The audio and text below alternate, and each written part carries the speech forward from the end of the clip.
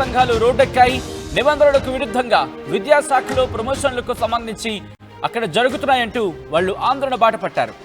అక్రమంగా ప్రమోషన్లు పొందారు సుమారు 10 మంది అంటూ వాళ్ళు అక్కడ ఆందోళన వ్యక్తం చేస్తున్నారు. కర్నూలు డిఈఓ శామ్యూల్ పాల్ పై అక్రమ ప్రమోషన్ ఆరోపణలు చేస్తున్నారు.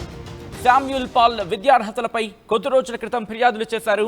ప్రమోషన్ కు వ్యతిరేకంగా విద్యార్థి ప్రజా సంఘాలు ఆందోళన చేస్తున్నాయి.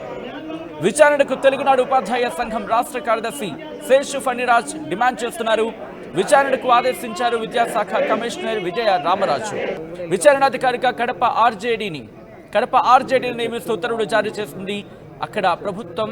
మరి ముఖ్యంగా ఈ ఘటనకు సంబంధించి వాళ్ళు అక్కడ నినాదాలు వ్యక్తం చేస్తున్నారు, వాళ్ళ ఆరోపణలు వ్యక్తం చేయడం జరుగుతోంది. కొన్ని డిమాండ్లను తెర మీదకి తీసుకొస్తున్న సందర్భం. సో ఈ క్రమంలో ఎటువంటి డిమాండ్లను వాళ్ళు తెర మీద తీసుకురావడం జరుగుతోంది. వి వాంట్ జస్టిస్ అంటూ కొన్ని అంశాలను వాళ్ళు తెర మీద తీసుకొస్తున్నారు. ఇంతకీ వాళ్ళు డిమాండ్ చేస్తున్న అంశాలు ఏంటో ఒకసారి చూద్దాం.